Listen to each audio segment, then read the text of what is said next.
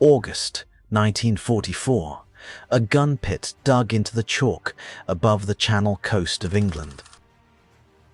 If you are on the crew of this 90mm gun, you have stopped aiming it. A radar dish a few hundred yards inland has caught something out over the water, something small and fast and low, and it is turning your gun for you. You never see the target. You load, and the breech closes, and the barrel swings on its own and fires into the dark before you have finished the thought. Out over the Channel, a shell bursts a few feet from a small aircraft with a ton of explosive in its nose. The aircraft tips onto one wing and falls into the sea. It was never touched. The shell did not hit it. It only had to get close. The small aircraft was a German flying bomb. The British called it the Doodlebug. The Germans called it the Vengeance Weapon 1, and by the summer of 1944, it was the fastest thing anyone had ever tried to shoot down. It flew at nearly 400 miles an hour, straight and level, over the heads of gun crews who had spent the whole war learning to lead a piloted bomber that turned and climbed and slowed. This thing did none of that. Never turned. It did not care that you were firing at it. And the shell that finally beat it is the reason you are here, listening to this. It was an American shell with a tiny radio inside its nose. Could feel the flying bomb passing and burst on its own. In the middle of June, when the flying bombs first came, the guns on the coast were bringing down about 1 in 6. By the last week of August, the same guns in the same pits were bringing down nearly 8 of every 10. The gun barrels never changed in those 10 weeks. What arrived instead was a radar built in Massachusetts, an electronic aiming brain built by a telephone company, and that little radio fuse. Bolt those 3 American things onto the guns already sitting on the coast, and the terror weapon that had been falling on London unopposed turned into wreckage in the surf. This is the story of the proximity fuse, and how a shell that never had to strike its target won the battle of the buzz bomb. The flying bomb fell on London almost as it pleased that summer. Nothing could bring it down. The first flying bomb came down at about 4 o'clock in the morning on the 13th of June 1944, 1 week after the landings in Normandy. It fell on a railway bridge at Grove Road in Bow, in the East End of London. 6 people were left dead, 30 were badly hurt, and 200 lost their homes in a few seconds.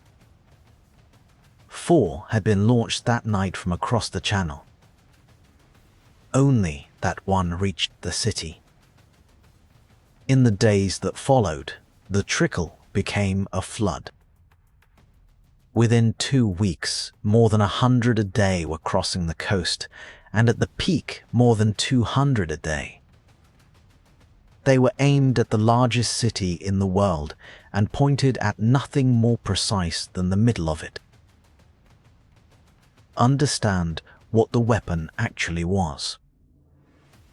It was a small aircraft without a pilot, built cheaply out of thin steel and plywood, with a pulse jet engine bolted above the tail.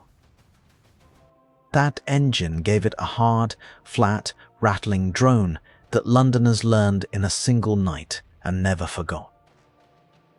One wartime account described the sound as an old car spluttering up a hill. Another said It was a motorbike with no silencer coming closer. The engine ran on a measured amount of fuel.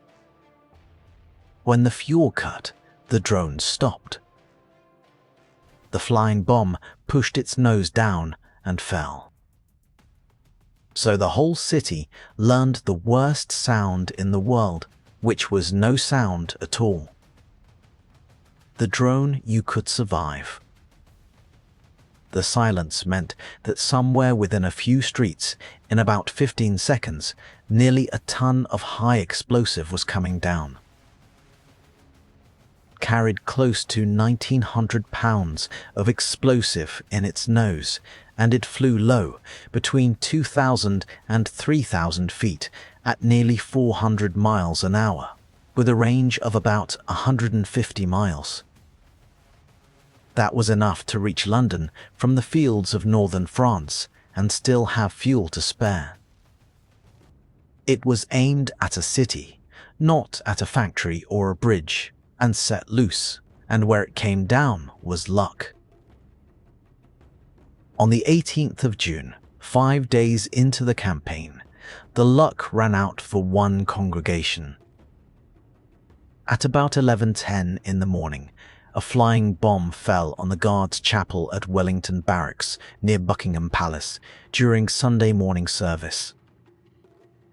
The building was full.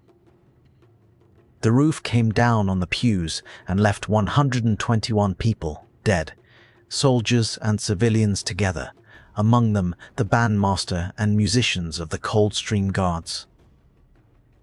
It was the worst single incident of the whole flying bomb summer. The apse behind the altar stood untouched, and the candles there, by more than one account, were still burning when the rescue crews reached the ruin.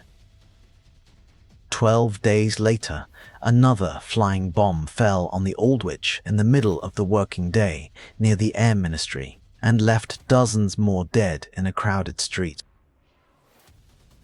The men firing these weapons were a specialist Luftwaffe regiment, Flak Regiment 155, under an artillery officer named Colonel Max Wachtel. His crews worked from launch sites hidden in the woods and fields of the Pas de Calais in northern France.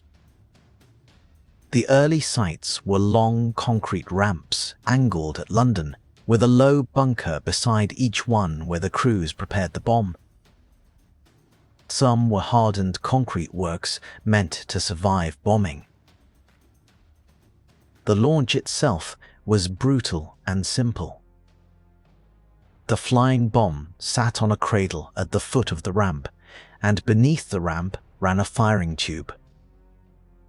The crews mixed hydrogen peroxide with a catalyst to make high-pressure steam, and the steam drove a piston up the tube that flung the bomb off the rail and into the air at close to 200 miles an hour. That was fast enough for the pulse jet to catch and take over. There was no pilot to train, no bomber crew to risk, no aircraft to bring home. A pilot and a bomber cost Germany dearly and could fly only so many missions before they were lost. A flying bomb cost almost nothing and needed nobody aboard, so Wachtel's regiment could send them across in numbers a manned bomber force could never have matched. From those ramps, all through the summer, the regiment fed flying bombs into the air toward the city, at a rate no gun line had ever been asked to stop. Something like 10,500 were launched at England before the campaign ended. Around 2,400 reached London that summer. In the London region alone, more than 6,000 people were left dead and close to 18,000 badly hurt. For weeks, England had no real answer. The flying bombs kept crossing the coast, and the guns on the ground could not touch them. The guns were there. Anti-aircraft fire in 1944 worked on a chain of guesses. A crew tracked the target by eye or by an early radar. A predictor worked out where the target would be by the time a shell climbed to meet it. And the shell was set to burst at a guessed height with a clockwork timer screwed into its nose. Against a slow bomber at high altitude, that chain worked well enough. Against a flying bomb, it fell apart at every link. The target was small, barely the size of a fighter. It was low, so it crossed the sky fast from a gunner's point of view and was gone in seconds. And it never changed course, which sounds like it should help, and did not, because the crews still had to solve the whole firing problem in the few seconds the bomb was in reach.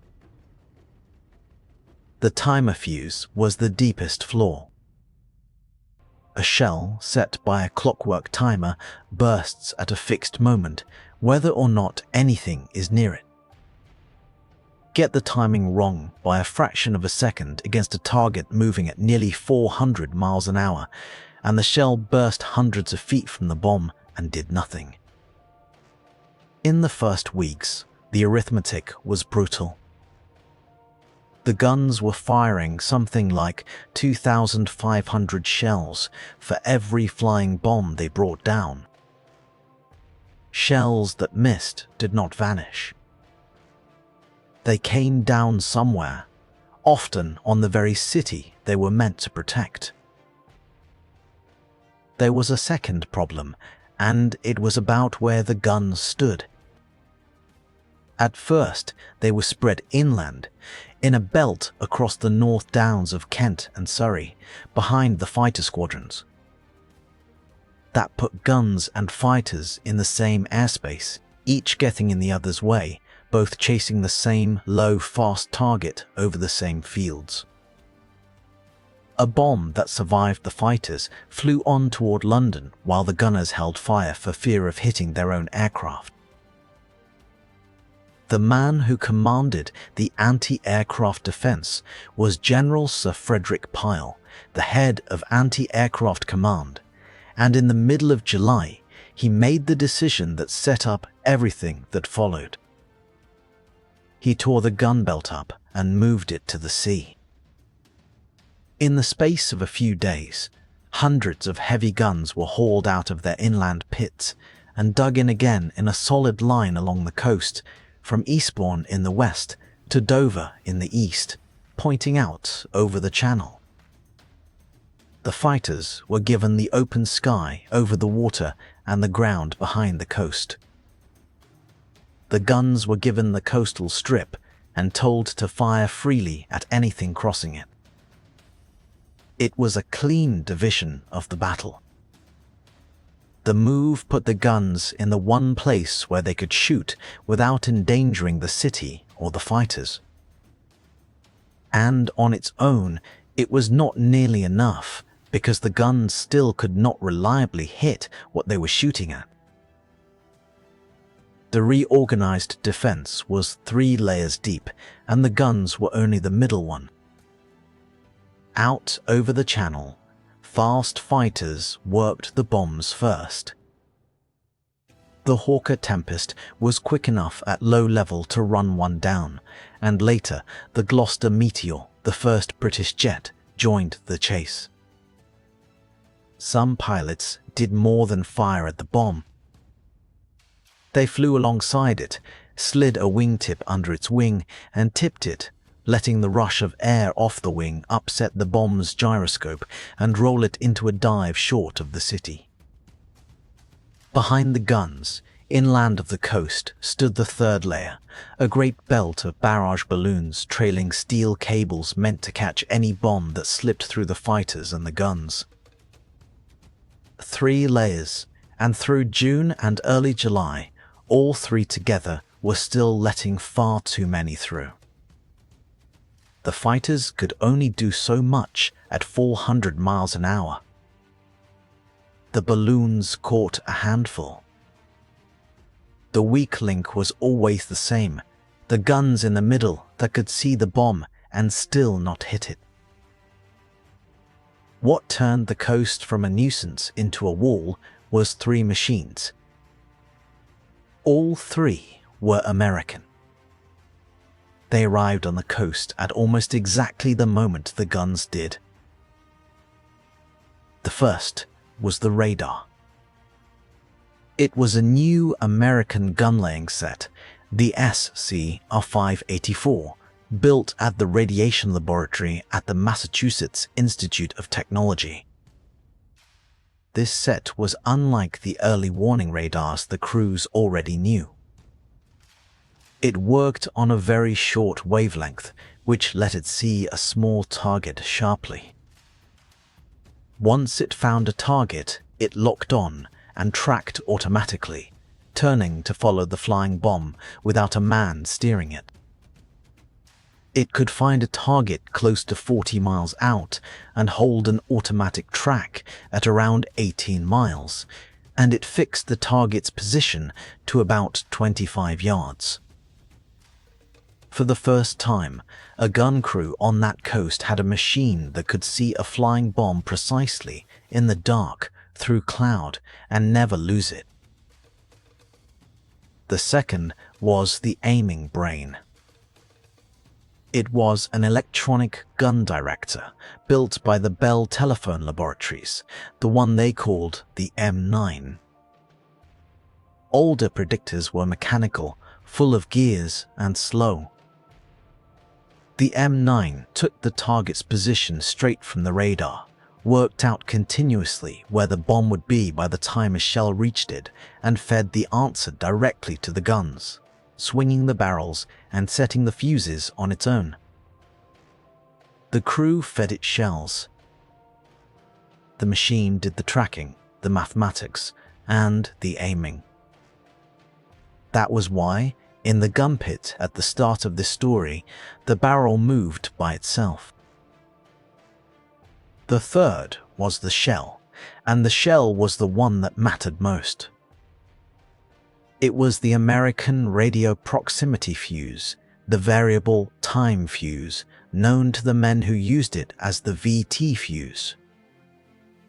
The fuse solved the deepest flaw in the whole chain, the guessing of the burst. Inside the nose of the shell sat a tiny radio transmitter and receiver, hardened to survive being fired out of a gun barrel. It sent out a radio signal as it flew.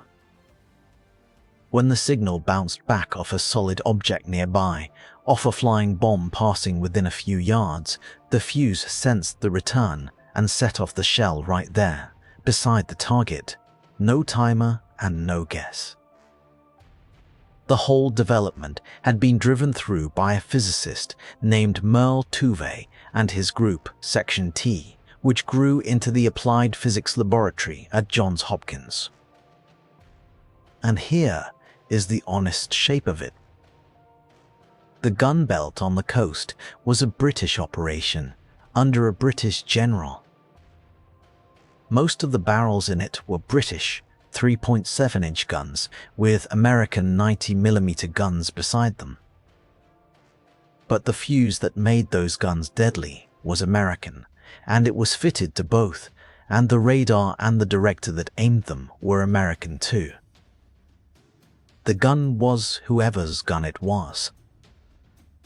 The thing that beat the flying bomb rode inside the shell. There was one more reason the flying bomb battle was the perfect place to turn the fuse loose, and it was about secrecy.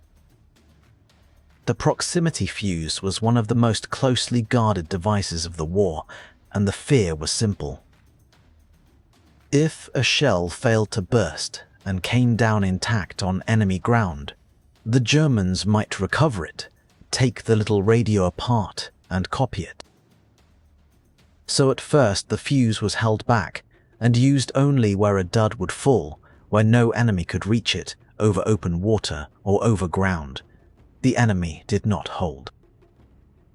The flying bomb battle fit that rule exactly. The guns on the coast fired out over the channel, and a shell that failed fell into the sea, lost for good. So, the coast of England became one of the first places the war's best-kept fuse could be fired freely, in quantity, without the risk of giving the secret away. The weapon, that had to be hidden everywhere else, could be spent without limit against the flying bomb. Put it together, and the firing problem that had beaten the crews in June simply dissolved. The radar found the bomb and tracked it without a man's hand. The director solved the whole geometry in real time and laid the guns. The gun threw up a shell that no longer had to be timed to a fraction of a second because it timed itself off the target. A crew no longer had to place a burst exactly on a point in the sky. They had to put a shell into the same patch of air as the flying bomb, and the shell did the rest. Then the coast turned. Week by week that summer, the guns began to win it back. Picture the coastal belt in the second half of August. The guns are dug in along the cliffs and the flats. The radar sets are turning inland of them, feeding the directors, and the directors are laying the guns. A flying bomb crosses the French coast, and the radar has it while it is still far out over the water. By the time it comes within reach of the guns, the barrels are already tracking it, already swinging to lead it. The crew fires. The shells climb, and one of them senses the bomb and bursts a few feet away, and the blast tears through the thin steel and plywood and knocks the flying bomb out of the sky, over the sea, short of the coast, short of London. The numbers climbed week by week as the crews learned the new machines. In the first week, the guns on the coast brought down about 17 of every 100 flying bombs that crossed the belt. By the 23rd of August, the figure had risen to 60 in every 100. In the last week of the month, it reached 74 in every 100, nearly 3 out of every 4, and on one extraordinary day, the crews brought down about 82 of every 100 that came at them. On one Sunday, of 101 flying bombs that came in over the belt, the guns and the defences brought down 97. That is nearly the whole raid stopped at the coast in a single day. The arithmetic of the shells tells the same story from the other side. In June, the guns had needed something like 2,500 rounds for every flying bomb they brought down. By the end of August, with the radar and the director and the proximity fuse working together, they were spending closer to 100 rounds for each one. The waste had nearly ended. The same crews, firing the same guns, had become more than 20 times as efficient, and the only thing that had changed was the machinery that found the target and the fuse that sensed it. For the men in the pits, the change was something they could hear and see in a single night. Through June and early July, the drone would pass overhead, and the guns would hammer away, and the bomb would fly on, and a few streets of London would pay for the miss. By late August, the crews watched flying bombs fall into the channel in numbers, one after another, before they ever reached the coast road. The weapon that had crossed the sky untouchable in June was now falling into the water in front of them, and they were the reason. A claim like 8 in 10 needs more than one witness. The German side felt the change without being told the cause. Colonel Wachtel's regiment kept feeding flying bombs into the air from the Pas de Calais, But fewer and fewer were getting through to the city, and the ones that did were an ever thinner remnant of the ones that started. The Germans could not see the coast. They could not know that a radio fuse had arrived and rewritten the odds.